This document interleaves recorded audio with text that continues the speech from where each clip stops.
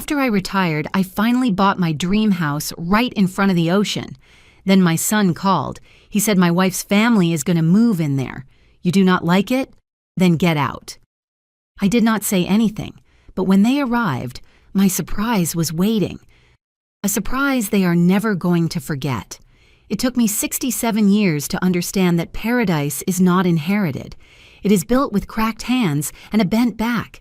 And when I finally held the keys to my beach house in Florida between my fingers, when I felt the weight of the metal warm from the afternoon sun, I thought I had reached the end of the road. How wrong I was. My name is Emily, and this is the story of how my own son tried to snatch away the only thing I built without his help. 40 years. Do you hear me? 40 years cleaning other people's floors so I could pay for my own. 40 years scrubbing bathrooms that smelled of cheap chemicals while my knees creaked like old wood. 40 years sewing uniforms until 3 in the morning, with my eyes burning and my fingers bleeding because needles do not forgive fatigue. And on weekends, selling homemade pies at the downtown market, with the sun burning the back of my neck and people haggling over every single dollar. All of that, all that pain accumulated like invisible scars, was for Michael, my only son. The boy I raised alone since he was 4 years old when Robert, my husband, died in that construction accident. A concrete block poorly secured. 3 seconds that left me a widow at 45, with no pension, no savings, only a boy who asked every night when Daddy would come back. I lied to him for months. I told him Daddy was working far away building houses for other families. Until one afternoon he looked at me with those brown eyes he inherited from Robert and said, "Mom, I know Daddy went to heaven, but you are not going to go, right?"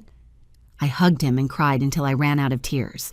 That night I swore Michael would never feel what it is like to be left with nothing. And I kept my promise. I worked like a beast of burden. I got up every morning at 4. I packed his lunchbox with the best I could buy. I took him to school even if we had to walk 40 minutes in the rain. Then I ran to clean 3 houses before noon. I came back, helped him with homework even though I barely understood the math they were teaching him. At night, when he slept, I took out my borrowed sewing machine and worked until my eyelids closed on their own. Michael studied. He graduated as a civil engineer. He got a job at a major company. He married Jessica, a woman from a wealthy family who always looked at me as if I brought dirt on my shoes. And I smiled because I thought my son had found the life I could never give him. But all that time, I kept saving. Dollar by dollar, coin by coin. I kept the money in a Danish cookie tin hidden behind the water tank because I never trusted banks. For 30 years, that tin filled up, sometimes just $10. Other times, when luck was good, up to $500. And I dreamed. I dreamed of a small house with big windows where I could see the ocean I only knew from photographs. When I turned 65 and finally retired from the last house where I worked, I counted the money, $120,000. My hands trembled as I stacked the wrinkled bills, stained with grease, some even smelling of soap. It was my freedom counted in paper. I searched for months until I found it. A 2-story cottage on the coast, painted peach, with a wooden deck that led straight to the beach. It cost $140,000. I was missing $20,000. That was when Michael offered to help. "Mom, Jessica has some savings. We can lend you what you are missing interest-free, no rush. It is the least we can do after everything you did for me." I accepted. I signed papers I barely read because I trusted my son. Because a mother always trusts. The day I arrived at my house, I cried like I had not cried since Robert's funeral. I opened the windows and the smell of salt came in like a blessing. I stood on the deck, barefoot on the warm wood, and watched the ocean stretch as far as my eyes could see. The seagulls screamed, celebrating my arrival. The sun was setting, dyeing everything orange and pink. And I thought, "Emily, you did it. You can rest now." I unpacked slowly, like someone placing treasures. My hand knitted quilt, the photos of Robert and Michael in cheap but clean frames, my old radio that still tuned in to tropical music stations. I hung in the kitchen the flower apron given to me by one of the ladies I worked for. I put in the living room the wooden rocking chair I bought at a flea market and fixed myself with glue and nails. For 3 days, I lived in paradise. I woke up with the sun, drank pot coffee on the deck, walked along the beach collecting shells. In the afternoons, I read romance novels I bought used and cooked whatever I craved without rushing. At night, I listened to the murmur of the waves and fell asleep without an alarm clock. But on the 4th day, the phone rang. It was Michael. His voice sounded different, cold, as if he were talking to an employee, not his mother.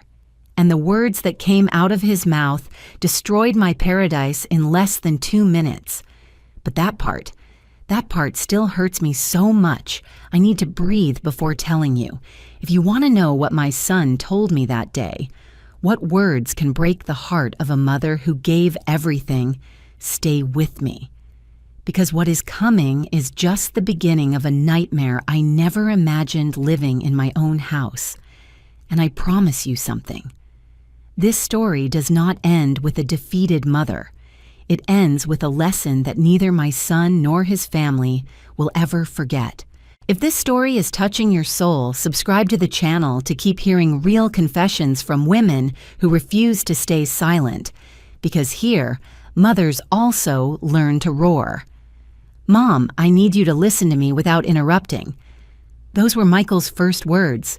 Not a, how are you? Not a, did you settle into the house? Just an order disguised as a request, and I, as always, obeyed. I sat in the rocking chair with the phone pressed against my ear, feeling how the sea breeze that seemed like a caress before now felt like knives of ice. Jessica is going through a very difficult time. My son continued with that professional tone he used for his business meetings. Her social media business has her exhausted. Sponsorships, recordings, collaborations. She is on the verge of a nervous breakdown. The doctor recommended getting away from the city, looking for a quiet place to recover. He paused. I waited, feeling my stomach contract. And well, we thought your house would be perfect. It is big. It is right in front of the ocean. It has that therapeutic air Jessica needs. She is going to go with her mother Karen and her sisters Ashley and Madison. Just for a few months, Mom, so she can recover. The words came out of my mouth before I could process them. But son, I just moved in. This is my house, my space to rest after a lifetime of working. Besides, it only has 3 bedrooms and... Mom. His voice hardened like cement. I am not asking for permission. I am informing you. Jessica needs that space and you have spare rooms. Karen can stay in the master bedroom. She is older and needs comfort. Ashley and Madison can share the 2nd bedroom. Jessica gets the 3rd one. And you... I waited. The silence stretched like a rubber band about to snap. You can use the utility room. It is small but sufficient. After all, you do not need much. I felt as if my head had been pushed underwater. My lungs searched for air that did not come. The utility room in my own house. Mom, do not be dramatic. It is temporary. Besides... His voice lowered, but every word reached me clear as a sentence. Who do you think lent you those $20,000 you were missing to buy the house? Jessica, from her own savings. Savings she earned with her work, with her effort. So technically, she has certain rights over that property. Or did you think it was free money? The world tilted beneath my feet. But son, you said it was an interest-free loan. No pressure. And it is, but it is also a favor that deserves reciprocity. Jessica helped you when you needed it. Now she needs help. It is fair. Do you not think? I tried to speak, but my throat was closed. I tried to find arguments, but my head was spinning. In 40 years raising this man alone, he had never spoken to me like that. He had never treated me like a nuisance, like an old piece of furniture that can be moved from one place to another for convenience. Mom, are you there? Yes, I whispered. Good. They arrive on Saturday afternoon. Jessica already rented a van to bring some things. Make sure the rooms are clean and ready. And please, no drama, this is already decided. But Michael, Mom, I have another call. We will talk later. He hung up. I sat there with the dead phone in my hand, looking at the ocean that now seemed to mock me. The waves kept breaking on the shore, indifferent to my pain. The sun kept shining as if nothing had changed, but inside me, something had broken, something I did not know if could be repaired. $20,000 from Jessica? Her money? Her effort? The woman I met at my son's wedding carried a handbag that cost more than 6 months of my salary cleaning houses. The woman who never worked a day in a factory, who never felt the pain of hands cracked by bleach, who never knew real hunger. That woman had helped me with her savings. Something did not add up, but my head was too stunned to think clearly. That night I did not sleep. I stayed on the deck watching the stars, hugging myself, feeling the dawn cold soak into my bones. And for the first time in years, I allowed myself to feel rage. Not sadness, not resignation. Pure, burning rage that burned my chest like a lit coal. I got up at sunrise with swollen eyes and a decision made. I was not going to fight. Not yet. Because something in my son's tone, something in the confidence with which he claimed rights over my house, told me there was more. Much more that I did not know. And I needed to discover it before it was too late. I went to my small storage room where I kept boxes with old documents. Yellowed papers, pay stubs, photographs, and among all that clutter of memories, I looked for something specific. Something I had put away without much attention 2 years ago, but which now suddenly felt important. The manila envelope with the loan documents. My hands trembled as I opened it. I read every word, every clause, every small letter I had signed without reading because I trusted my son. And there it was. Jessica's signature as the lender. The amount, $20,000. The date, April 2023. But there was something else. Another paper, folded inside the envelope. A copy of a document I did not remember seeing before. I unfolded it carefully, like someone opening a letter bomb. And what I read there froze my blood more than any phone call. Because that paper revealed a truth my son had hidden for 2 years. A truth about money that should never have belonged to Jessica. A truth that changed absolutely everything. But before telling you what that document said, you need to understand something. At that moment, I decided that if they were going to play dirty, I would learn the rules.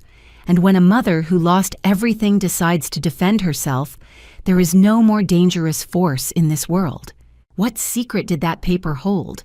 What lie had my son built? Stay, because what comes next will make you understand why my blood boiled in a way I had never felt before. The paper trembled in my hands, not because of the wind coming through the storage room window, but because my fingers could not stay still. What I had before my eyes was a photocopy of a check, a huge, certified check, issued by an insurance company called Pacific Family Protection. Amount, $150,000. Beneficiary, Michael Solis. Concept, life insurance. Policy of Robert Solis. Date, March of 2023. My breath cut short. I read once, twice, 3 times. The numbers did not change. The letters did not move. This was real. My husband Robert, who died more than 20 years ago in that damn construction accident, had left a life insurance policy, an insurance I never knew existed, that no one ever mentioned to me. That disappeared into silence while I scrubbed floors and sewed clothes until my fingers bled to support my son. $150,000. I sat on the cold concrete floor of the storage room because my legs stopped supporting me. The photocopy fell into my lap and I simply stared at the cracked wall, trying to process what this meant. I remembered that terrible day when Robert died. I was 45, just turned. Michael was barely in 4th grade. My husband's body arrived at the hospital already lifeless, crushed by that concrete block that detached from a poorly operated crane. The construction company sent a legal representative who made me sign papers while my eyes were still swollen from crying. They told me there was no compensation because Robert was working informally that day. that legally there was no employment link creating responsibilities. Lies. It was all lies. But I was an ignorant woman, scared, having just lost her husband, with a child to feed and no idea how insurance or laws worked. I signed what they put in front of me and went home with empty hands and a broken heart. What I did not know then, what I discovered reading the back of that photocopy where there were notes in lawyer handwriting, was that Robert did have insurance. Private insurance he had purchased years ago when he worked steadily at another company. The policy was never canceled, and when he died, the money was to be released to his beneficiaries.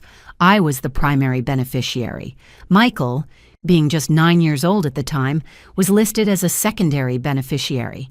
But according to the notes on that paper, someone, and I did not need to be a detective to know who, had presented documents claiming that I had renounced the insurance rights. That I, supposedly, had signed a transfer of rights in favor of my minor son, trusting that he would use that money for his education and well-being. That signature that appeared scanned in a corner of the document, was not mine. It looked like it. The strokes tried to imitate my way of writing, but I know my own signature. I have repeated it thousands of times on receipts, on work contracts, on school papers, and that one there, with my full name, Emily Renteria, did not come from my hand. Someone had forged my signature, and Michael, at just 22 years old when he finally collected the insurance, had kept $150,000, which legally were mine. I got up from the floor feeling every bone in my body weigh like lead. I walked towards the house like an automaton, with the paper pressed against my chest. I went into the kitchen, put water to boil for tea I was not going to drink, and sat at the table where I had eaten alone for 3 days, believing I was finally resting. $150,000. With that money, I would not have had to work until 65. I would not have destroyed my knees going up and down stairs with buckets of water. I would not have gotten premature cataracts from sewing with so little light to save electricity. I would not have lived on beans and tortillas for years while Michael studied at a private university, paid with my money now I understood, eating in restaurants and wearing brand name clothes. And the $20,000 Jessica lent me, now it all made sense. It was not her money, it was my money. Money that Michael was returning to me in drops, making me believe it was a favor, that I owed him gratitude, that he and his wife were my generous saviors. He robbed me. My own son robbed me for more than 20 years. And now he was coming to take away the only thing I had managed to buy with my own hands. The water boiled and overflowed on the stove. The whistle snapped me out of the trance. I turned off the fire and stood there, watching the steam rise like ghosts, feeling something new grow inside me. It was not just rage. It was something colder, more calculated, more dangerous. It was determination. I took my old cell phone, one of those with big buttons for seniors, and dialed the only number I knew could help me. The number of Susan, my second cousin, who worked as a secretary at a law firm in the city. She had always told me, "Emily, if you ever need legal help, I know good people." That day had come. Susan answered on the third ring. "Emily?" "What a miracle, cousin. How are you?" "Susan." My voice came out firmer than I expected. "I need a lawyer, a good one of those who do not get intimidated." There was silence on the other end. Then, what happened? I was robbed. And the thief is on his way to keep robbing me. "Tell me everything." And I told her. Every word, every detail, every paper I had in front of me. Susan listened without interrupting, and when I finished, her voice sounded different. It sounded like tempered steel. "Cousin, this is fraud. Forgery of documents, illicit appropriation of insurance. This is not just civilly suable, it is a criminal offense. Are you sure you want to open this box?" I looked out the window towards the ocean that had cost me 40 years of pain to reach, the ocean my son wanted to snatch from me as if I were nothing more than an obstacle. "I am sure." Good. I am going there tomorrow morning with attorney Helen. She is the best lawyer specializing in family fraud I know. And believe me, Emily, when she finishes a case, no stone is left unturned. I hung up and stared at that document one last time before putting it in a safe place, because now I understood something. My son had not called to inform me. He had called to submit me, to remind me that I owed him everything, to make me feel that without him, without his generosity, I was nothing. But he was wrong. Because a mother who raised you alone, who gave you every dollar earned with blood and sweat, who sacrificed her own life so you could have a better one, that mother can also learn to defend herself when pushed against the wall. And on Saturday, when Jessica and her family of perfume vipers arrived, I would be ready. Not with screams, not with pleas, with something much more powerful, the truth and the law on my side. But before that day arrived, something else was going to happen. Something that would show me exactly what kind of people I was dealing with. And believe me, what I saw removed the last drop of doubt that I was doing the right thing. Saturday dawned cloudy. The gray sky over the ocean seemed to predict a storm, but it was not the weather that had my stomach turning. It was knowing that in a few hours my 3-day sanctuary was going to turn into a battlefield. Susan and attorney Helen had come on Friday. Helen turned out to be a 72-year-old woman, thin as a reed, with hawk eyes behind thick-rimmed glasses and a way of speaking that left no room for doubt. She reviewed every document I had, took photos, made calls, and finally looked me straight in the eye. Mrs. Emily, your son committed a serious crime. I can initiate legal action immediately, but that would alert everyone. What do you prefer, direct attack or silent strategy? Silent, I replied without hesitation. I want them to feel safe, to believe they can keep trampling on me. And when they are completely confident, that is when I want them. A thin smile appeared on the lawyer's lips. I like how you think. So this is what we are going to do.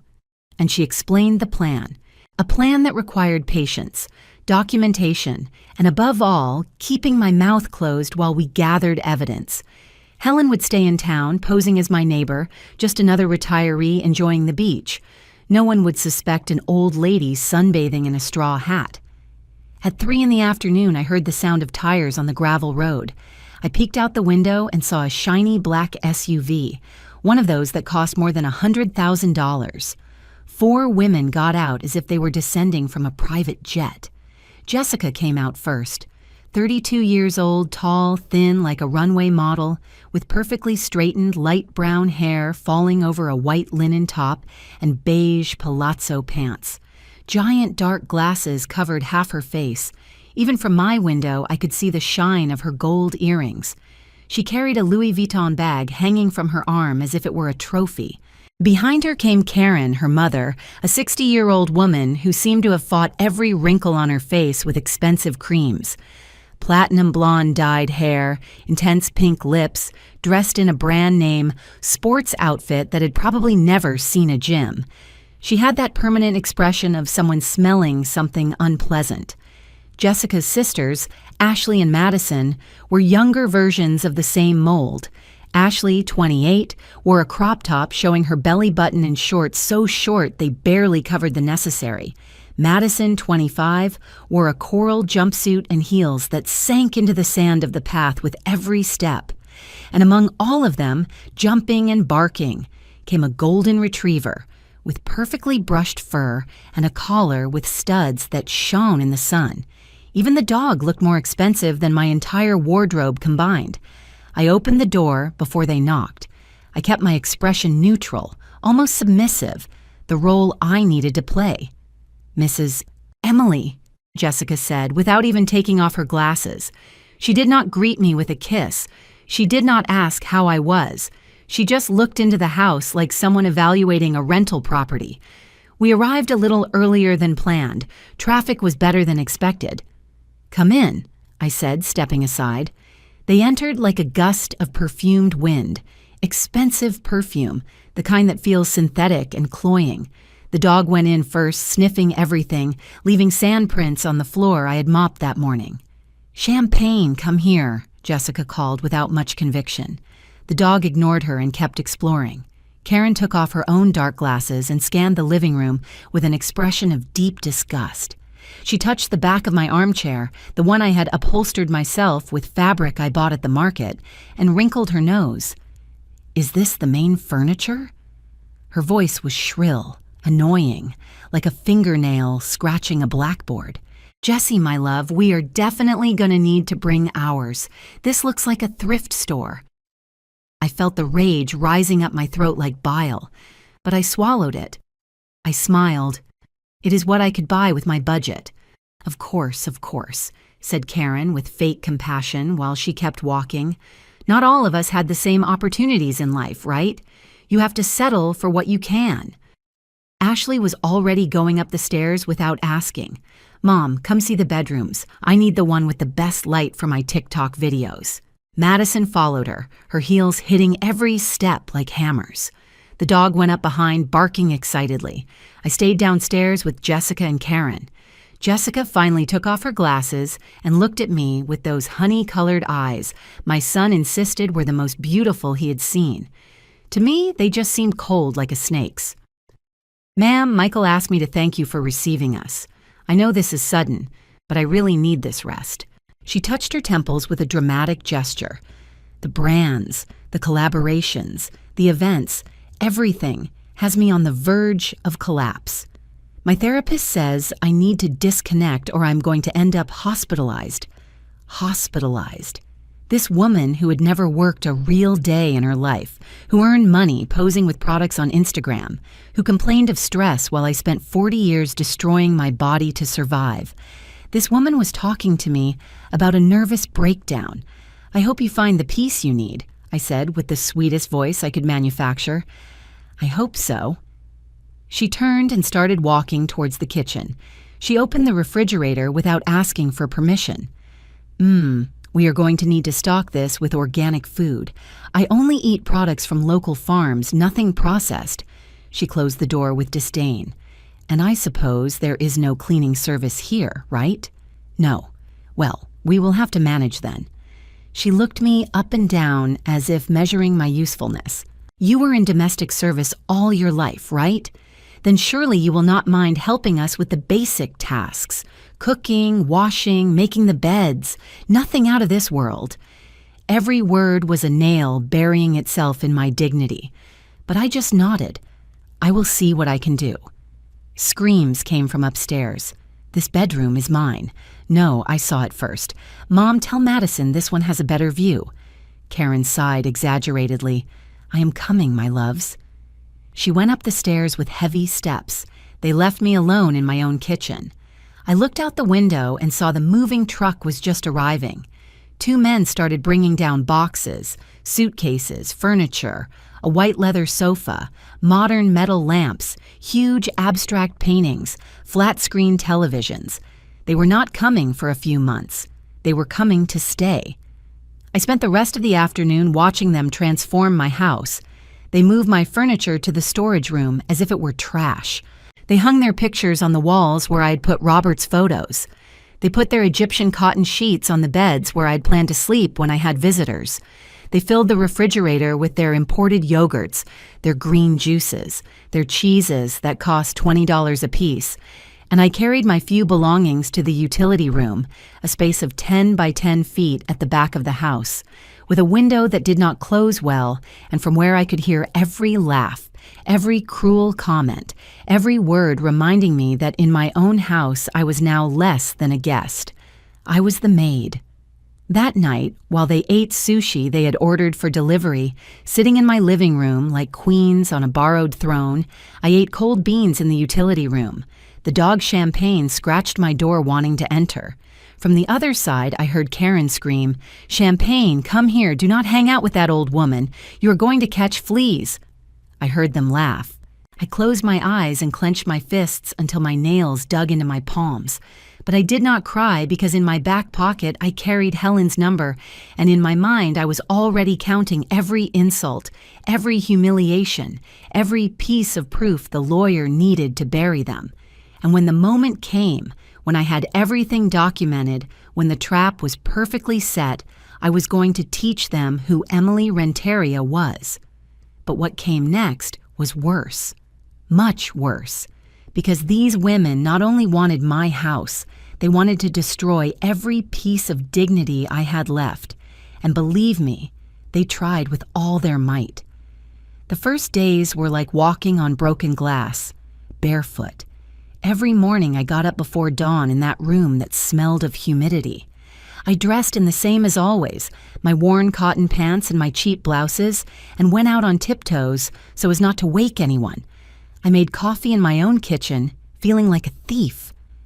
But it did not take long before Karen established her rules. It was Tuesday morning. I was making eggs with beans for my breakfast when she appeared in the kitchen in a pink satin robe that probably cost more than my first month of rent when I became a widow. She looked at me with those narrowed eyes, evaluating me like someone discovering a cockroach in her house. "Good morning," I said, trying to sound kind. She did not return the greeting. She just opened the refrigerator, took out a bottle of imported mineral water, and put it on the counter with a dry thud. "Starting today, Mrs. Emily, I am going to ask you a favor." It was not a request. It was a disguised order. "The girls and I have breakfast at 9 o'clock sharp. Nothing heavy, please." Jessica drinks a green smoothie with spinach, ginger, pineapple, and plant protein. I prefer scrambled egg whites with avocado, whole wheat toast, no butter, only olive oil and chopped fruit.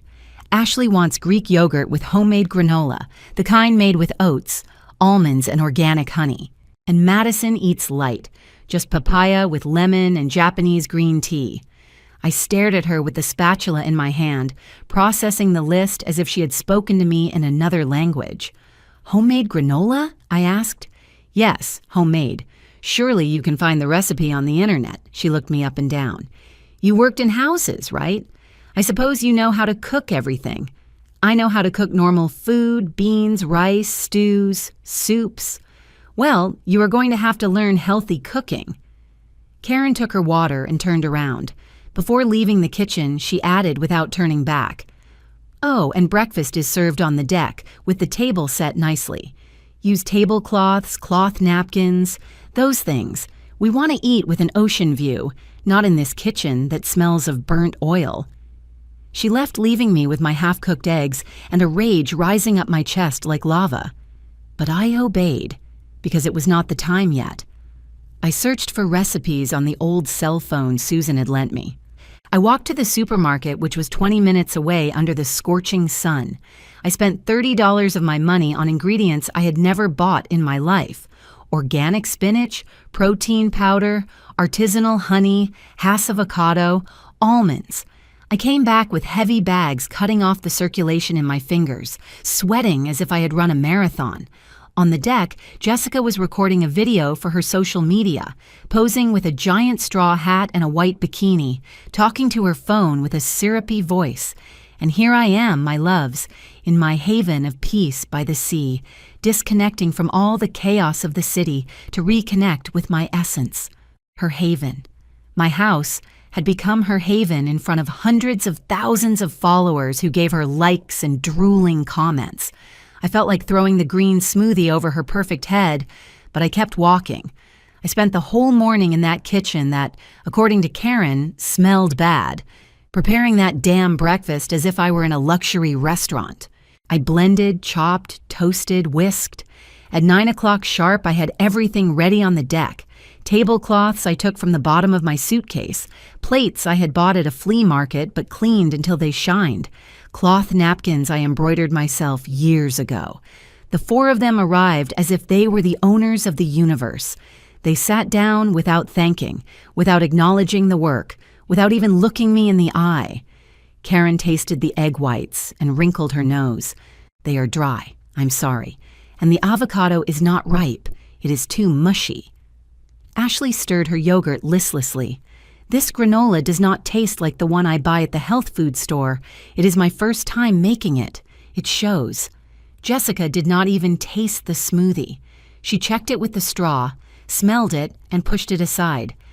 I think you put too much ginger. It is going to upset my stomach. Madison was the only one eating in silence, but every now and then she looked at her phone and laughed at something she saw on the screen, completely oblivious to everything. I stood there like a statue, waiting for I do not know what. A kind word? A thank you?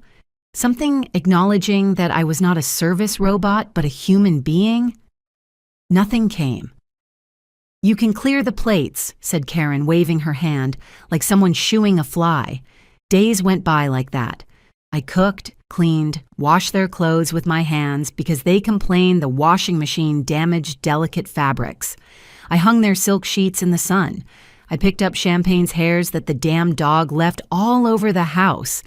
I mopped their sandy footprints.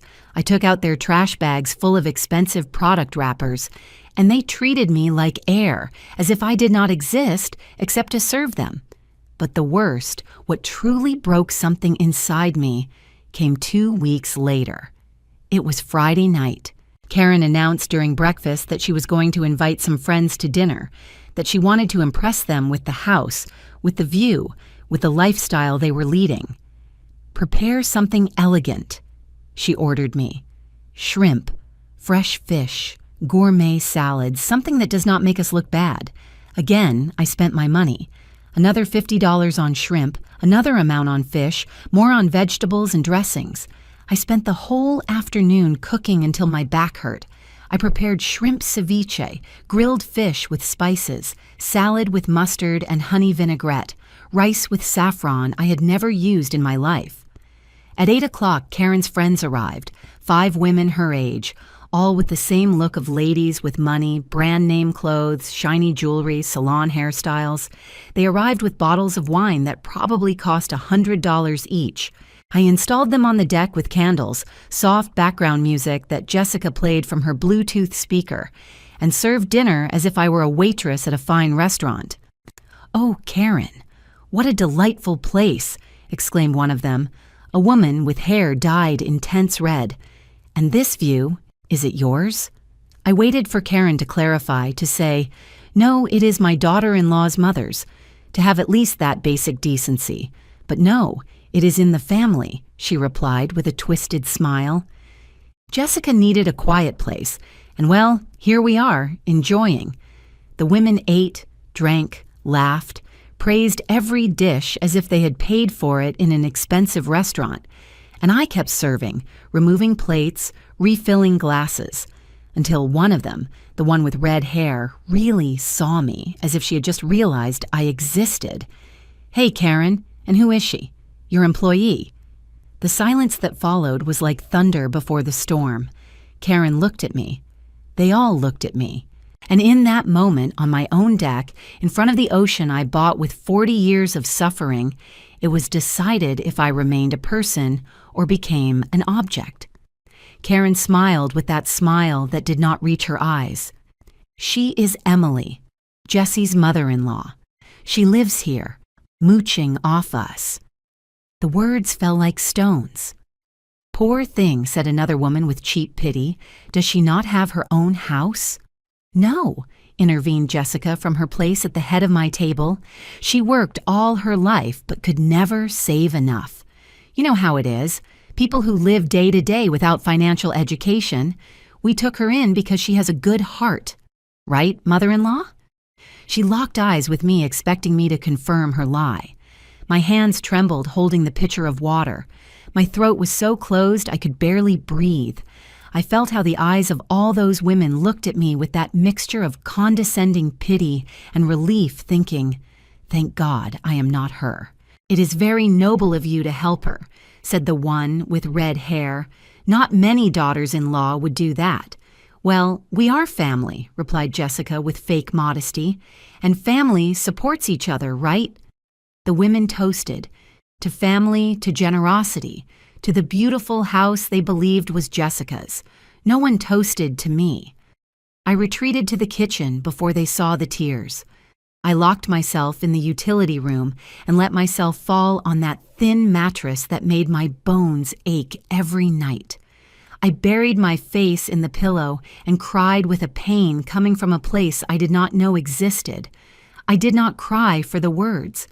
I cried because in that moment I understood that my son had sold me, that he had handed over my dignity as bargaining chips to keep his wife happy, that he had allowed them to turn me into this, a shadow, an embarrassment, an object of charity.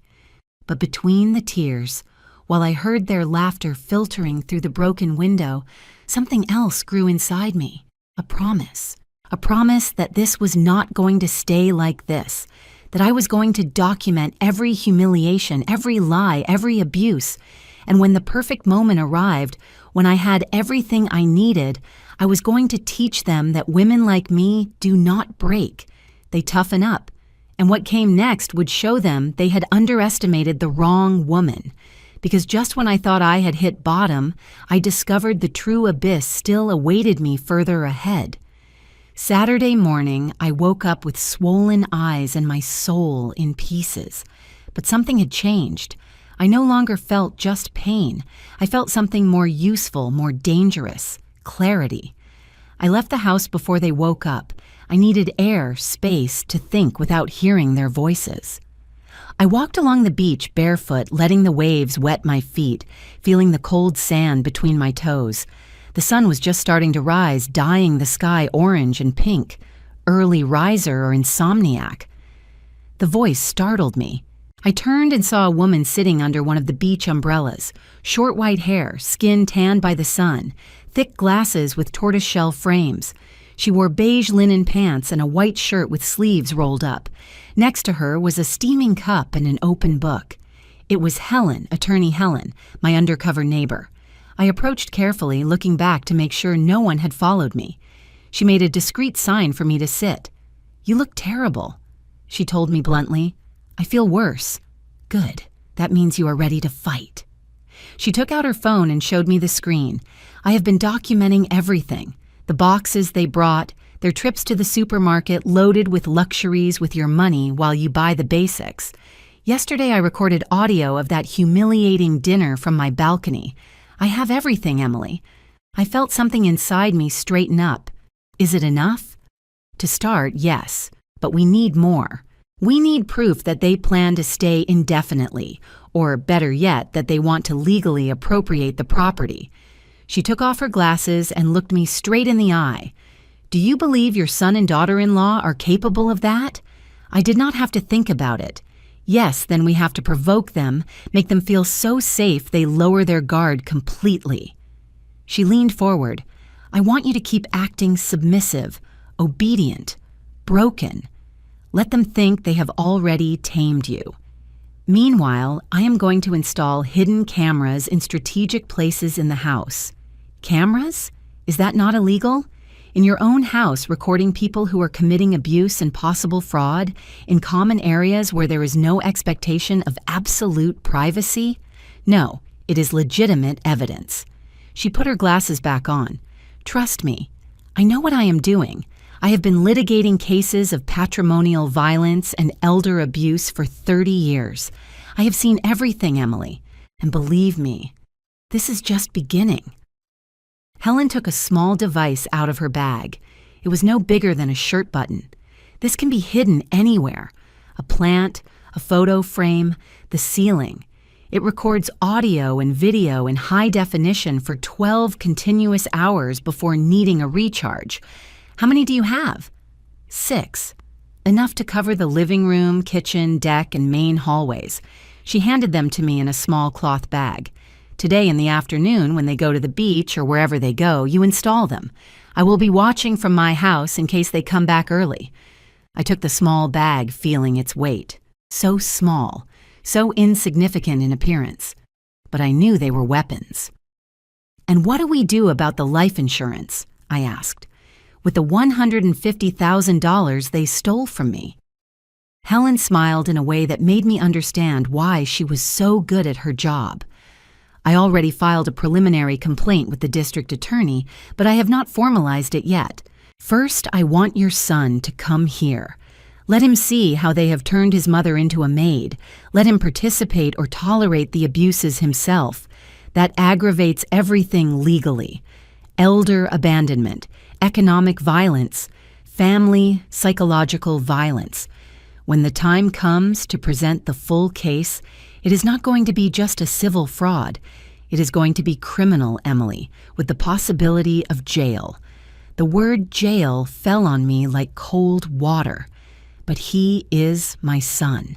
He is a thief who forged your signature and stole a fortune from you. Helen's voice had no compassion, only sharp truth. He is a man who allows his wife to humiliate you in your own house. He is someone who decided you were not worth respect. Do you want justice, or do you want to keep being a victim? Tears threatened to come out, but I held them back. I want justice. Then let's give it to him. We sat there while the sun finished rising. Helen explained every step of the plan: how to install the cameras without them noticing, what phrases to look for in conversations that would serve as evidence of malicious intent, how to discreetly provoke situations where they revealed their true plans. And there is something else, Helen said when I was leaving. I need you to look for any document they brought: contracts, legal papers, anything that has your name or the property name. If they are planning something, it is going to be on paper. People always believe fraud on paper is more legitimate. I returned to the house with the cameras hidden in my pants pocket and a knot in my stomach. In the kitchen, I found Jessica making one of her smoothies. She saw me enter and did not even look up from her blender. "Good morning," I said. That was all I got. "Are you going out today?" Now she looked at me with those cold eyes my son adored. "Why? Do you need the house to yourself?" "No, just asking to know if I prepare food or—" "We are going to a restaurant on the boardwalk, a place I found on Instagram." She poured her smoothie into a glass.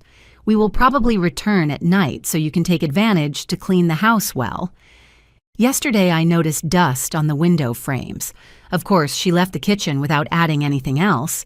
2 hours later, I heard them getting ready, fighting over who would wear what dress, what heels. Karen shouted instructions about makeup. Ashley looked for her favorite earrings. Madison could not find her bag. Finally, close to noon, they all left perfumed and made up as if they were going to a runway. Champagne also went with them, which I appreciated because the damn dog always barked at me. I waited 15 minutes, peeking out the window every 2 seconds. When I was sure they would not come back, I took out the cameras. The first one I installed in the living room, hidden inside a decorative plant they had brought themselves. It was barely noticeable among the fake leaves. The second went to the kitchen, taped with special tape behind the microwave, pointing towards the counter where they always sat to gossip. The third on the deck, inside a decorative lantern hanging from the ceiling. The fourth in the upstairs hallway, camouflaged in the smoke detector. The fifth in the secondary living room where Karen spent afternoons watching her soap operas. And the sixth I saved. I had a feeling I would need it for something specific. Then I started the search. I entered the master bedroom where Karen slept, my bedroom, where I had planned to sleep. Now it was full of her things: expensive creams, perfumes, clothes thrown over the chair I had upholstered myself. I opened drawers with trembling hands. I found credit card bills with huge debts, receipts for beauty treatments, but nothing legal. I went to Jessica's room, more orderly, more minimalist. Her laptop was on the desk, closed. I did not dare touch it, but in her nightstand drawer I found a folder. I opened it with my heart beating like a drum. Inside there were documents, many documents. Contracts from her influencer business, bank statements, and at the bottom, 3 stapled sheets that made me tremble. It was a donation contract. A contract where I, supposedly, ceded the ownership of this house in favor of Jessica Christina Belmont, in gratitude for her financial and emotional support during difficult times. The contract was dated for 2 weeks from now, and my signature was already there, forged. Again. I took photos with the cell phone Susan lent me. My hands were trembling so much the first ones came out blurry. I took a deep breath. I forced myself to calm down and took clear photos from all angles. I I put everything back exactly as it was and left before panic paralyzed me. I ran to Helen's house. I knocked on her door as if I were being chased. She opened, saw my face, and knew, "You found it. They are going to forge my signature again. They are going to steal my house." I showed her the photos. Helen reviewed every image with a serious expression. Then she looked up and I saw something in her eyes that gave me hope. Perfect. This is exactly what we needed. She went to her computer and started typing fast. "I am going to contact a trusted notary. We are going to certify these photos as evidence and we are going to prepare a trap." "What kind of trap?" She turned to me with that thin smile again. "We are going to let them think they won. We are going to make them think you signed voluntarily. And when they are celebrating, when they are absolutely sure, this house is already theirs." She left the phrase hanging in the air, and I finished it for her. That is when we destroy them. But what I did not know was that my son was about to appear. And what he was going to witness, what he was going to say, what he was going to choose, that would be the final test of whether there was anything left of the boy I raised, or if that man was already completely lost. Michael arrived on a Tuesday afternoon without warning. I heard his voice from the utility room, that cheerful tone he used when talking to Jessica, so different from the ice with which he spoke to me. "My love, I am here. I brought the documents you asked for." I stayed paralyzed on the mattress where I was folding the clothes I had just washed. His clothes, his wife's clothes, his mother-in-law's silk sheets, everything I cleaned as if I were the employee they believed I was. I took a deep breath and left the room. I needed to see him. I needed to look him in the eye and look for even a spark of the son I raised. He was in the living room, hugging Jessica, dressed in his office suit I had taught him to iron when he was 17. He looked tired, with dark circles and his hair a little longer than usual. But his smile was wide as he kissed his wife. "Mom," he saw me, and the smile became smaller, more forced. "I did not know you were here." "I live here," I said with a voice firmer than I expected. "It is my house." An uncomfortable silence fell like thick fog. Jessica separated from Michael and looked at me with that expression I already knew well. Annoyance, barely disguised as tolerance. "Mrs. Emily, can you bring us something to drink? Michael comes from the city. He must be exhausted." It was not a question, it was an order. I looked at my son, expecting him to say something. To say, "Mom, sit with us." To say, "No, Jessie, she is not the maid." To say anything that showed he still saw me as his mother. But he just loosened his tie and let himself fall onto the sofa. My sofa, which was now covered with her expensive decorative cushions. "A mineral water would be fine, Mom. Please. Please." As if that word compensated for everything. I went to the kitchen with my legs trembling. I took out 2 bottles of mineral water, the expensive ones Jessica bought. I poured them into glasses with ice and returned to the living room. I placed them on the coffee table without saying anything. "Thanks," muttered Michael without looking at me. I stood there, standing like a servant waiting for more orders, because I no longer knew what other role to play in my own house. Jessica took some papers out of her bag, the same ones I had photographed days ago, the donation contract, my supposed forged signature waiting to become reality. "My love, did you bring the notary stuff?" "Yes, all ready. Attorney Miller says we can sign on Friday. We just need your mother-in-law to go too, so everything is legal." My knees almost gave way. They were talking about this in front of me as if I were a piece of furniture, as if I did not understand English, as if I were not the legitimate owner of this property. "Excuse me." My voice came out louder than intended. "What signature are you talking about?" Michael finally looked at me, and what I saw in his eyes froze my blood. There was no guilt, no shame, only annoyance, as if I were a problem to be solved. "Mom, sit down. I prefer to stand." He sighed with that gesture of impatience he made when something annoyed him. Okay, Jessica and I have been talking. This house is very big for a single person. You are already older. You cannot maintain it properly. And frankly, after all the support Jessica gave you to buy it, it is fair that she has legal rights over the property. Every word was a knife. Legal rights? I repeated. I bought this house with my money, with 40 years of work. With your money and with the $20,000 my wife lent you, his voice rose in volume. Or did you forget that convenient detail? That money was not hers. The words came out before I could stop them. It was mine, from your father's life insurance. The silence that followed was absolute. Michael stood up slowly, his face transformed into a mask of cold fury. What are you talking about? I took out my phone with trembling hands and showed him the photo of the document, the copy of the check, the $150,000 he collected forging my signature. I'm talking about you robbing me, Michael, that you forged my name, that you kept your dead father's money, with money that was legally mine, and that you let me work like a donkey for 20 more years while you lived like a king on my inheritance. His face went from red to white. Jessica stood up too, looking between the two of us like a spectator of an accident. You do not know what you are talking about, said Michael, but his voice trembled.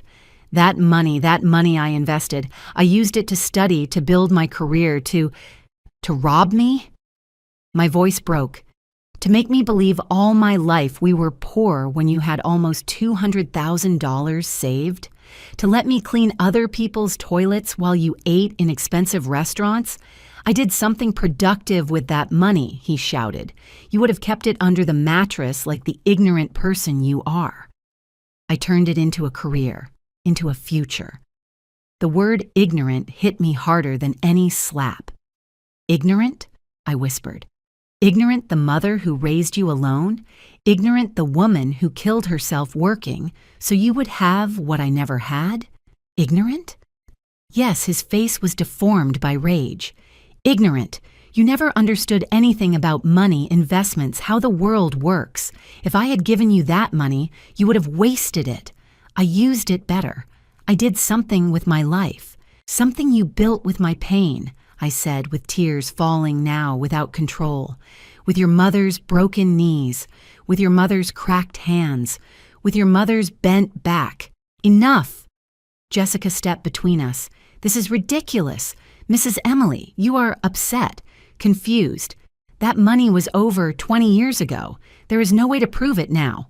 Yes, there is. I took out more photos, copies of legal documents, the forged signature, everything. Jessica paled. Michael snatched the phone from my hands and reviewed the images. His eyes moved fast, processing, calculating. And then he said something that destroyed me more than everything before. You know what, Mom? Yes, I did it. I forged your signature. I kept the money. And do you know why I do not regret it? Because that money gave me the life I deserved, a life far from your mediocrity, from your conformity, from your victim mentality. Dad would have wanted me to have opportunities. I just took what was mine. My world collapsed. Nothing was left. The boy I had raised, the baby I nursed, the teenager I helped with homework until I fell asleep over the books. That boy was dead, and in his place, there was a stranger who hated me for giving him everything. Michael, my voice came out broken, I loved you more than my own life. Well, your love was not worth enough. He turned around. Jessie, pack your things. We are leaving this house. I am not going to keep arguing with an ungrateful old woman who does not recognize everything I did for her. Everything you did for me? The scream came from a deep, primitive place. Lending me my own stolen money? Allowing your wife to turn me into her servant? Letting me sleep in a utility room in my house? That is what you did for me? I gave you a roof when you had nowhere to fall. This is my roof, my house that I bought, with money I lent you. He made air quotes with his fingers, mocking, cruel. Money you technically still owe me, right? So if you think about it, Mom, this house is as much mine as yours. Jessica was already going up the stairs. "Karen, girls, pack up, we are leaving." "No," I said. "You are not going anywhere." Michael laughed, a dry laugh, without humor. "Oh no? And who is going to stop us?" "You. The law." He froze. "I went to lawyers. I have everything documented. The insurance fraud, the forged signatures, the abuses, everything. And if you try to leave, if you try to disappear as if nothing happened, the criminal complaint is filed tomorrow. You are lying." But his voice trembled. "Do you want to find out?" We stared at each other, mother and son, separated by an abyss that could never be crossed again. In his eyes, I saw fear. Good. Let him feel a fraction of what I had felt. Karen came down the stairs like a whirlwind. "What is happening here? Michael, why are you shouting?" "His mother-in-law is threatening us," said Jessica with a perfect victim voice. "She says she is going to sue us, that she is going to put us in jail. She is crazy." "I am not crazy," I said, looking at all of them. "I am tired. Tired of being used. Tired of being robbed. Tired of being invisible in my own life." Michael took a step towards me. His face was a mixture of rage and something else. Something that in another time I would have confused with concern, but now recognized as simple fear of consequences. "Mom, listen to me well. You have no proof of anything.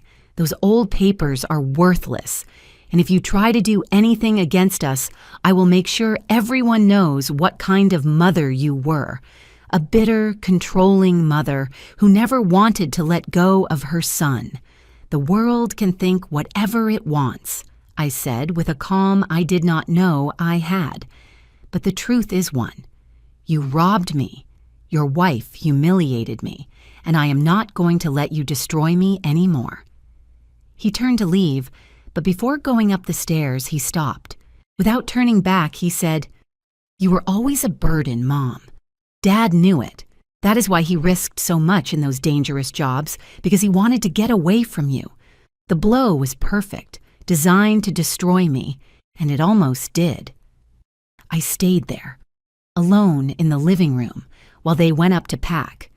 I heard their muffled voices, their mutual accusations of who was to blame for everything. I let myself fall into a chair. The tears did not come. There were none left, but in my pocket the phone vibrated. A message from Helen. "We recorded everything, every word, every confession. Now we have them." And for the first time in weeks, I smiled, because my son had just dug his own grave, and I was going to make sure he fell into it. But the war was just beginning, because when cornered rats realize they lost, they become more dangerous than ever, and what they plan to do next, that almost cost me everything. I did not sleep that night. I stayed awake in the utility room, listening to every sound, every whisper filtering through the thin walls. I heard Michael and Jessica arguing in low voices. I heard Karen call someone on the phone using words like lawyer and rights. I heard suitcases dragging on the floor above, but I did not go out. I said nothing. I stayed still, like a wounded animal needing time to heal before getting up again. When dawn broke, I left the room in my humblest clothes, the ones I used to clean houses decades ago, worn denim pants, cotton blouse with a bleach stain that never came out. I tied my hair in a tight ponytail. I looked in the mirror and almost did not recognize myself. I looked exactly like what they believed I was, a defeated old woman. Perfect. In the kitchen, I found Karen making coffee. She saw me and wrinkled her nose with that contempt that no longer hurt me, because there were worse things than the disdain of an empty woman. "Good morning," I said with a submissive voice. She did not answer. She just kept stirring her coffee with exaggerated movements, as if my presence contaminated the air. I made my own coffee, simple, without sugar, because there was none left, and sat at the corner of the counter. Far, small, invisible. "Michael is coming back on Friday with a lawyer," Karen said suddenly without looking at me. "A real lawyer, not those charlatans surely you consulted. And we are going to resolve this in a civilized manner." "Okay," I whispered. That surprised her. She turned to look at me with narrowed eyes. Okay, just like that? What else can I say? You can start by apologizing for the horrible accusations you made to my son-in-law. Michael is a good man, a respected professional, and you accuse him of being a thief in front of his wife. That is unforgivable. I lowered my gaze to my cup. You are right. I let myself be carried away by emotion. Karen moved closer, like a vulture smelling weakness. I like that you recognize your mistake. Look, Emily, I am not a bad person. But you have to understand that this house is now part of the family. Jessica invested in you. She helped you when no one else would. The least you can do is be grateful. I am. So, are you going to sign the papers on Friday? I looked up slowly. I looked her straight in the eye with the most defeated expression I could manufacture. If Michael says it is best, then I will do it. A satisfied smile crossed her painted face. Good. That way we avoid ugly legal problems. Because believe me, if this goes to trial, you have nothing to fight with. We have expensive lawyers, contacts, influence. You have... What? A miserable pension? I shrank as if her words had hit me. And maybe they did, but not in the way she thought anymore. Now every insult, every threat, every demonstration of her cruelty was evidence. Ammunition for when the moment arrived. She left the kitchen humming, believing she had won. As soon as she left, I took out my phone and wrote to Helen. They are planning to bring a lawyer on Friday to force me to sign. They say they are going to resolve this in a civilized manner. The answer came in seconds. Perfect. Let them come. But first, we need more. Can you do something to make them trust completely? I thought fast. Yes, I know what to do. The rest of that week, I transformed into what they wanted me to be. Submissive, obedient, broken. I made them elaborate breakfasts without complaining. I washed their clothes with extreme care. I cleaned every corner of the house. I smiled when they insulted me. I bowed my head when they ignored me. And every night after they fell asleep, I met with Helen at her house. We reviewed the hidden camera recordings, and there was pure gold. Wednesday night, Jessica and Karen got drunk on wine. The cameras captured the entire conversation.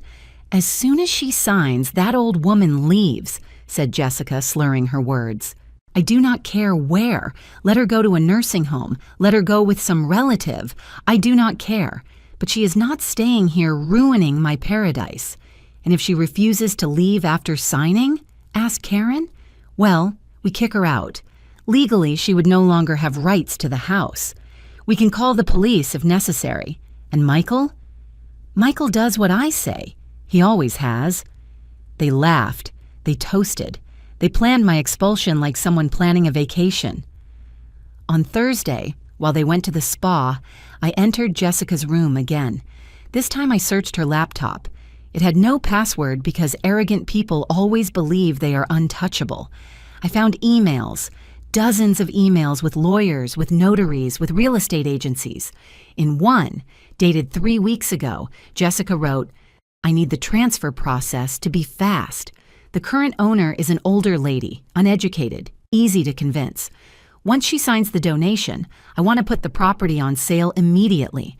The beachfront housing market is at its best. I can get at least $3 million. $3 million. My house, for which I worked 40 years, which I bought for $140,000, was now worth more than double. And she planned to sell it, keep everything, and leave me on the street. I took screenshots of everything. Every email, every message, every plan they had woven, believing I was too stupid to discover them. Friday morning, I dressed in the best I had. A simple wine-colored dress I had bought for Michael's wedding. Low black shoes, hair tied in a bun. I put on the silver earrings Robert gave me on our 10th anniversary, the only ones I never sold in difficult times. I looked in the mirror and saw a different woman, no longer defeated, not victorious either, not yet, but prepared. In the kitchen, Jessica was eating her eternal papaya with lemon. She saw me enter and raised an eyebrow. Did you dress up? Michael said a lawyer was coming. I want to look presentable. She smiled condescendingly. How cute. Well, as long as you understand, this is just a formality. Everything is already decided. I understand. At 10 in the morning, Michael arrived. He came with a man of about 50, impeccable gray suit, leather briefcase. Attorney Miller, as he was introduced. Behind them, without anyone expecting it, Helen entered. She wore a beige suit, her own briefcase, and an expression of tempered steel. "Good morning," she said with a clear voice. "I am Attorney Helen, legal representative of Mrs. Emily Renteria. I understand there are documents to review." The silence that fell was delicious. Michael paled. "Mom, what is this?" "This," I said with a firm voice, "is that I also have rights, and if we are going to talk about papers, we are going to talk about all the papers." Jessica stood up like a spring. "This is ridiculous, ma'am. This is a private family meeting." "A meeting where you plan to strip my client of her assets using forged documents," interrupted Helen. "I would say that merits legal representation. Do you not think?" Attorney Miller looked among everyone with evident discomfort. "Michael, you did not tell me your mother would have a lawyer." "Because I did not know." Michael glared at me. "Mom, what do you think you are doing?" "Defending myself." Helen took a thick folder out of her briefcase and dropped it on the living room table with a dry thud. "Here I have. Copy of the check for Robert Solis's life insurance for $150,000, fraudulently collected by Michael Solis using a forged signature. Graphological analysis confirming the forgery. Testimonies from insurance company employees. Documentation of the $20,000 supposedly lent by Mrs. Jessica, which actually comes from the stolen money. And as a bonus, she took out another thinner folder. Audio and video recordings of the last 2 weeks documenting psychological abuse, home appropriation, and conspiracy to commit fraud through another donation contract with forged signature." The world stopped. Karen dropped her coffee cup. The liquid spilled on the wooden floor like dark blood. Jessica tried to speak, but no words came out. Michael just looked at me with a mixture of shock and something that could have been respect if it were not tinged with so much hate. "This is illegal," he said finally. "Recording us without consent, on private property of my client, in common areas, with justified cause of suspicion of crime. Totally legal." Helen smiled. "And now comes the interesting part. You have 2 options." She approached Michael with the calm of a shark that already smelled blood. Option 1. You leave this house today. Michael returns the $150,000 he stole, with interest calculated over 20 years. That adds up to approximately $250,000. You sign a document renouncing any right to this property, and my client does not file criminal charges. "And option 2? Asked Attorney Miller with a tense voice. "Option 2, we file a criminal complaint for fraud, document forgery, family violence, misappropriation, and conspiracy. With the evidence we have, Michael can face between 5 and 10 years in prison. Jessica as an accomplice, another 3. And believe me, with your social media profiles and your ostentatious lifestyle, you will be the media's favorite cases." The silence was so thick it could be cut. Michael let himself fall onto the armchair. He covered his face with his hands, and I, for the first time in weeks, breathed fully, because I had finally stopped being a victim, and now came the part I had waited for the most, seeing how the masks fell and the true faces were revealed when there was nowhere left to hide. Attorney Miller was the first to react. He closed his briefcase with a dry snap and stood up. "Michael, I do not sign my name on anything related to this. If there are accusations of fraud and document forgery, I cannot represent you. It would be complicity." He adjusted his tie. "I recommend you get a criminal lawyer, a good one." He left without saying goodbye, leaving the door open behind him. The sound of his car starting was like a sentence. Jessica exploded. "This is a trap. You set a trap for us like a slithering viper." "No," I said with a calm I did not know I possessed. I just documented the truth. You dug your own hole all by yourselves. Mom, you cannot do this to me." Michael stood up with red eyes and trembling hands. "I am your son, your only son. Are you going to put me in jail?" "You robbed me," I replied. "You forged my signature twice. You let me work like an animal for 20 more years when that money would have changed my life. You treated me like a nuisance. You allowed your wife to humiliate me in my own house, and now you ask me for mercy. I used that money to study, to become someone in life, with my money, without my permission. That is called theft, Michael, and you know it." Karen approached Helen with a threatening expression. "How much do you want? Everyone has a price. Name your amount and make that evidence disappear." Helen looked at her like one looks at an insect. "Ma'am, I am not for sale, but you should be worried. As an accomplice and cover-up, you can also face charges." Color disappeared from Karen's face. Ashley and Madison, who had been listening from the stairs, ran down. "Mom, what is happening? Are we going to have trouble?" "Shut up," hissed Karen. Jessica walked back and forth like a caged lion. Suddenly, she stopped and pointed her finger at me. "You never loved Michael. You were always a castrating, controlling mother who could not let him go. That is why he had to take that money to free himself from you." I laughed. I could not help it. A bitter, deep laugh, coming from a dark place where I had stored so much pain. I did not love him. I gave him every dollar I earned, every minute of my life, every drop of my blood. The thing is, Jessica, you will never understand what true love is, because love is not possession. It is not manipulation, and it is certainly not theft. "Enough!" shouted Michael. "Enough, Mom! What do you want? Money? An apology? What do I have to do for you to stop this? I want you to recognize what you did in front of everyone without excuses, without justifications. I want you to look at your wife and admit you used stolen money to conquer her, to impress her, to buy this life you have." "Emily, do not be dramatic," began Jessica. "Shut up." Michael's scream surprised us all. He turned to his wife with an expression I had never seen on him. "Shut up, Jessica. For once in your life, shut up." Jessica stepped back as if slapped. Michael turned to me. He had tears running down his cheeks. "You are right. Everything you say is true. I forged your signature. I kept the money. I used every dollar to build a life I thought I deserved more than you." His voice broke. "Because I was ashamed, Mom. Ashamed of being the son of the lady who cleaned houses. Ashamed of wearing second-hand clothes. Ashamed of carrying lunchboxes with beans when my classmates brought imported sandwiches.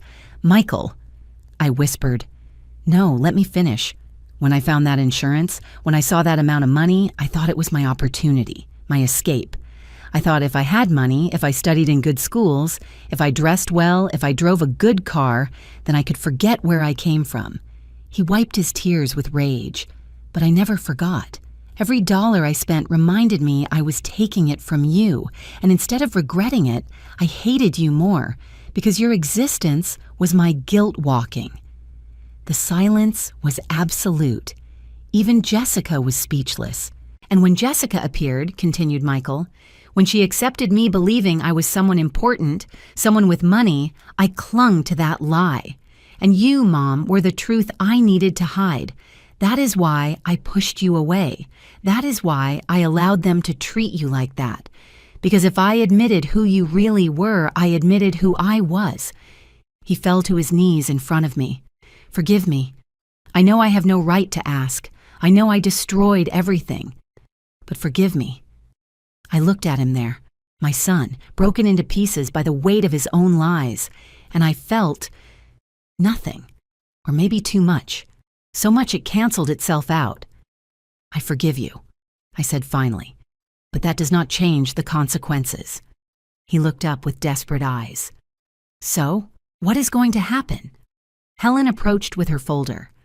"Mrs. Emily and I have prepared an agreement. If you sign it today, now, without modifications, she will not file criminal charges." She put several documents on the table. First, Michael Solis commits to return $250,000 to Emily Renteria within a period no longer than 6 months. As a guarantee, he will mortgage his apartment in the city in favor of Mrs. Emily. Michael paled, but nodded. Second, Jessica Belmont, Karen, Ashley, and Madison will leave this property today, before 6 in the afternoon. You cannot return under any circumstances. Any belongings you leave will be donated to charity. That is abuse, screeched Karen. Abuse? Helen raised an eyebrow. Ma'am, I have 3 hours of recording where you call my client useless old woman, burden, parasite, and other equally charming terms. Do you want me to play them here, or do you prefer to pack in silence? Karen closed her mouth. Third, a document will be signed before a notary where Michael Solis acknowledges the fraud committed and renounces any hereditary right over current and future properties of Emily Renteria. That is cruel, muttered Jessica. Do you know what is cruel?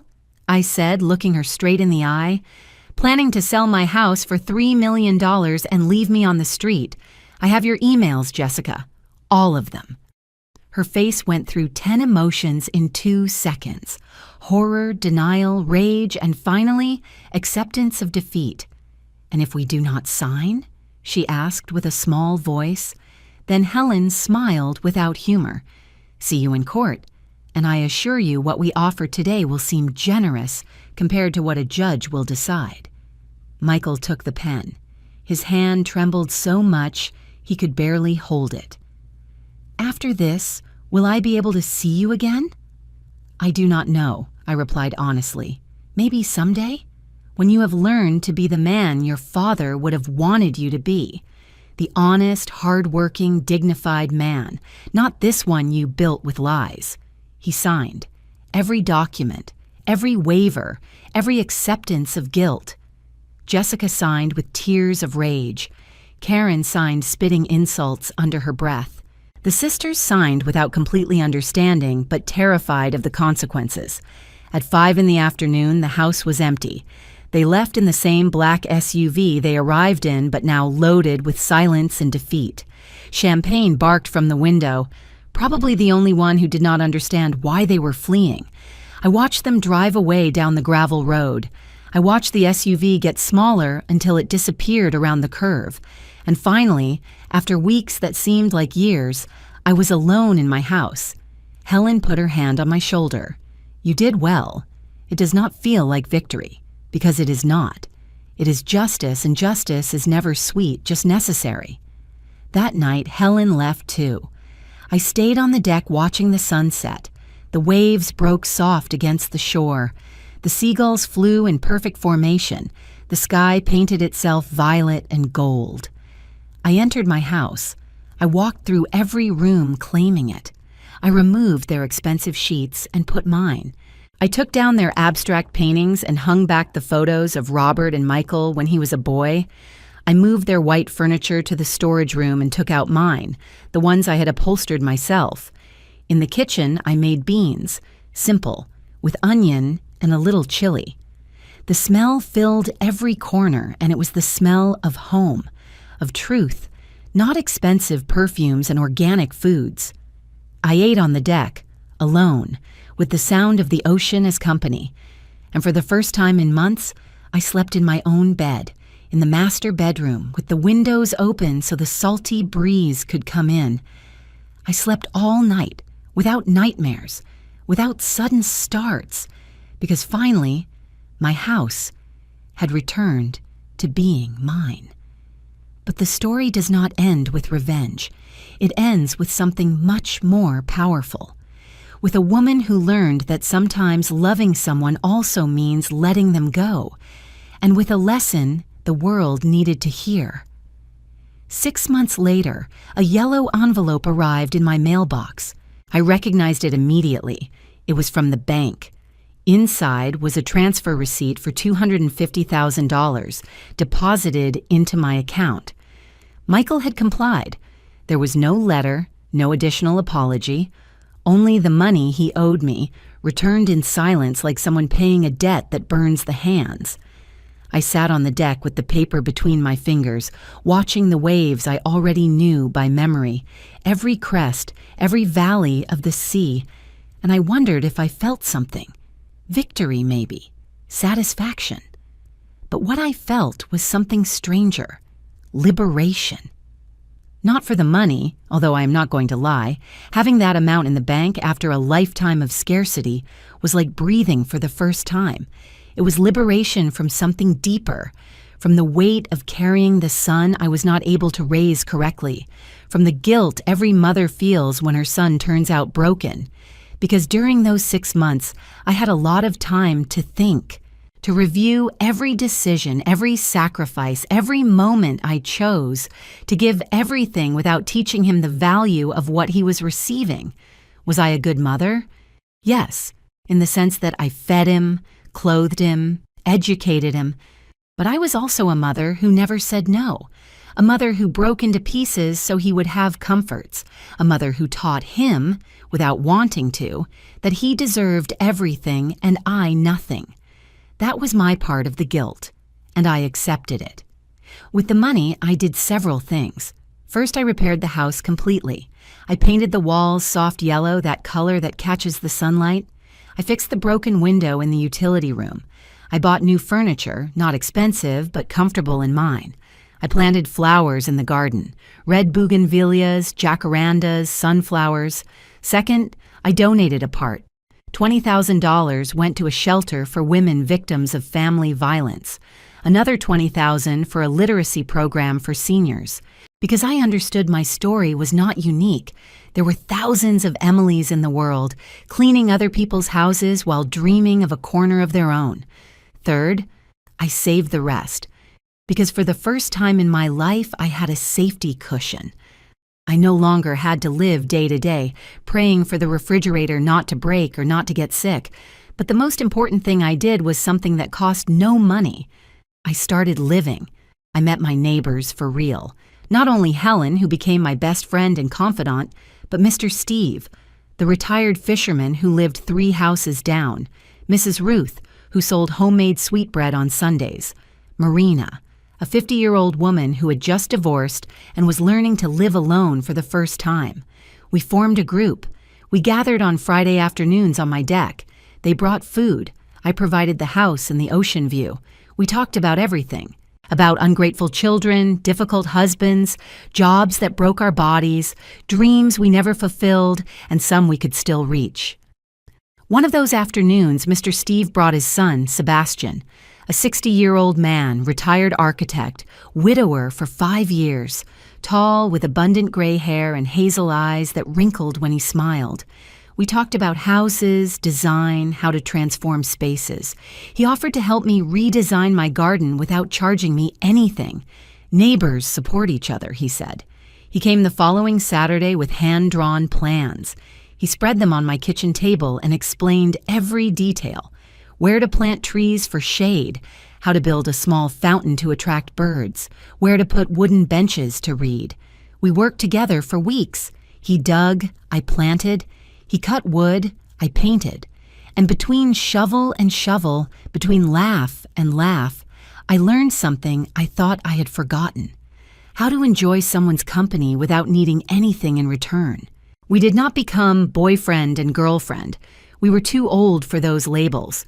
But it became a habit to have dinner together on Wednesdays. He brought fresh fish he bought at the pier. I made rice and salad.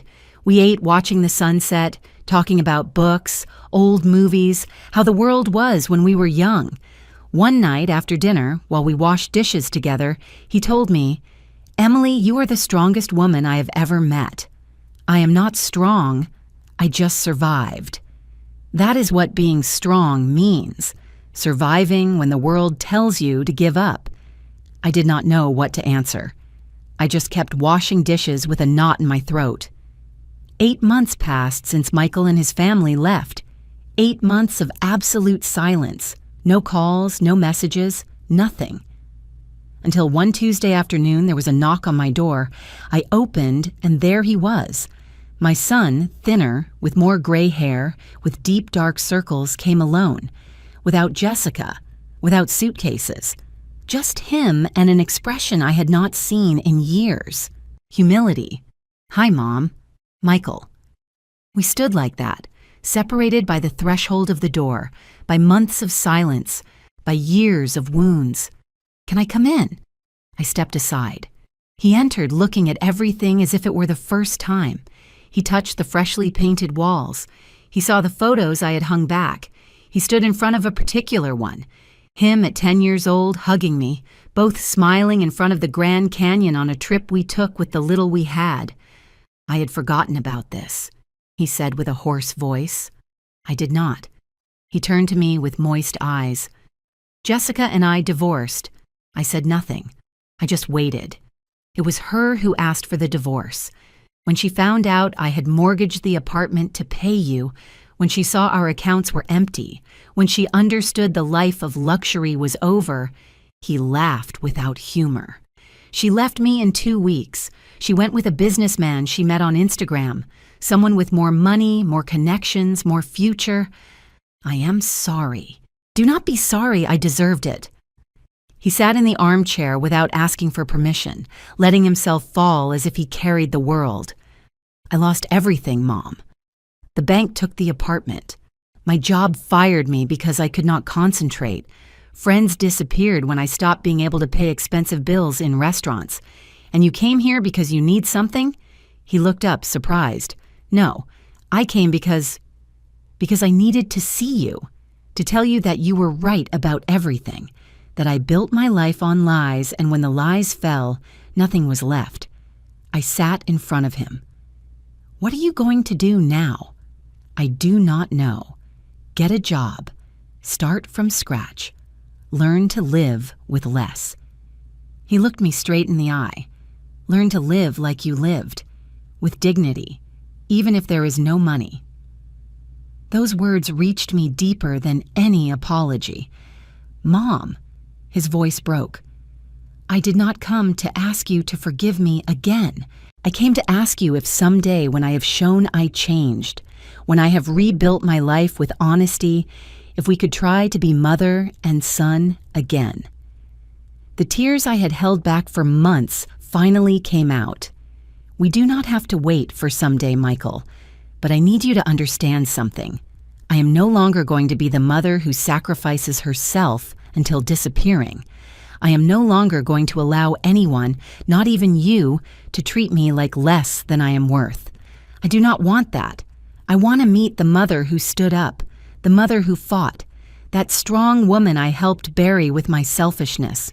We hugged there, in the middle of my living room, crying like we had never cried. It was not a hug that erased everything. It was a hug that recognized the damage, accepted the scars, but chose to try to heal anyway. That night, Michael had dinner with me. Refried beans, rice, hot tortillas, the food of our poverty, which now tasted different. It tasted of true home. "You know what I missed?" he said, wiping his mouth. "This, your simple food. For years I ate in expensive restaurants and nothing tasted like this." "Why this?" I said. "It is made with love, not with obligation, not with resentment, with free love." He stayed to sleep that night in the utility room, ironically. "It is fair," he said when I offered him one of the bedrooms. "Let me feel what you felt." I did not argue. The next morning we had breakfast together, watching the sunrise. I introduced him to Sebastian, who stopped by to bring me oranges from his tree. They talked about architecture, construction, projects. When Sebastian left, Michael looked at me with curiosity. "Is he?" "He is my friend. Maybe something more. I do not know yet. And it does not matter. What matters is that he makes me feel at peace." "I am glad, Mom, really." Michael stayed 3 days. He helped repair a piece of fence that was broken. He painted the garden wall. He pruned the trees. He worked with his hands, something he had not done since he was young. The day he left, hugging in the doorway, he told me, "I am going to get a job in the city, something honest, even starting from the bottom. And when I have enough to pay my own rent, when I can support myself without anyone's help, I will come visit you again, but this time as a son you can be proud of." "I was always proud of you," I said. but you were right. I was proud of the son I thought I had raised. Now I want to meet the man you really are." He left.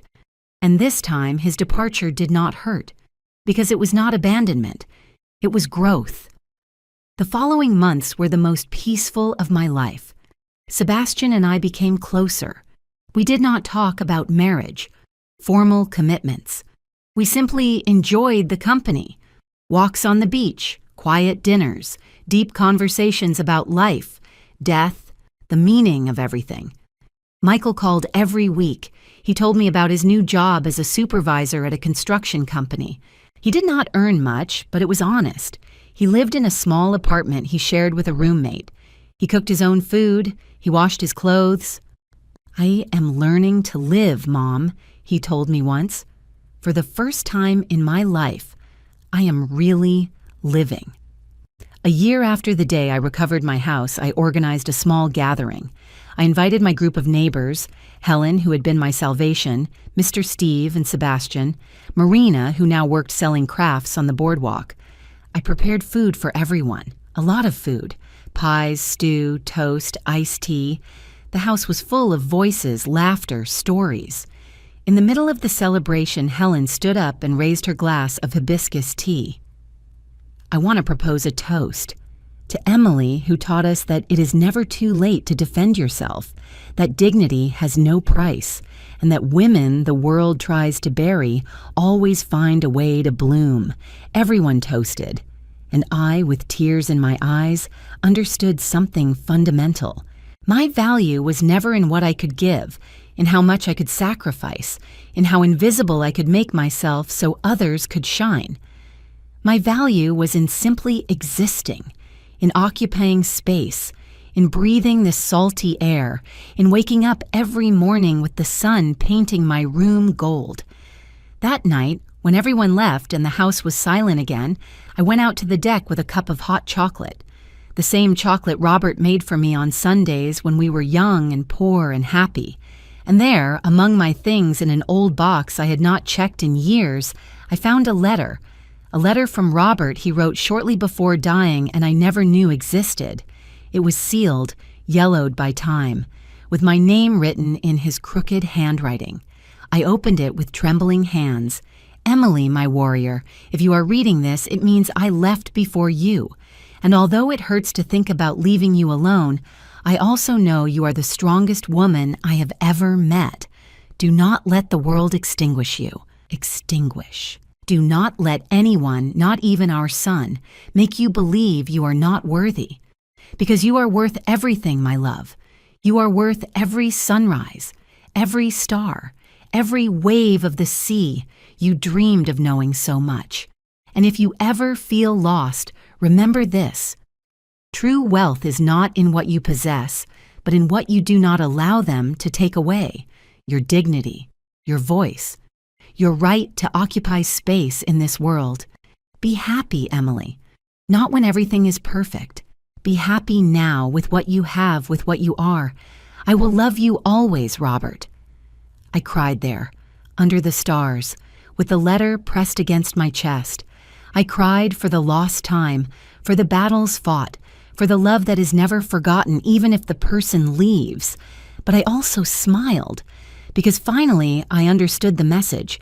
It did not matter how much I had suffered. It did not matter how much they had robbed me. It did not matter how many times I fell. What mattered was this. I was still here, standing in my house, with my ocean, with my life rebuilt piece by piece. And that was the most valuable thing no one could ever take from me. If this story touched something in your heart, if it made you think about your own battles, about your own dignity, let me know in the comments. Tell me, where are you watching us from? Which part of this story resonated most with you? And remember, it is never too late to defend what is yours. It is never too late to stand up. It is never too late to remind the world that you also deserve respect. Like if you believe mothers also have the right to be happy, subscribe for more stories of women who refuse to stay silent. Because here, the Emilys of the world have a voice.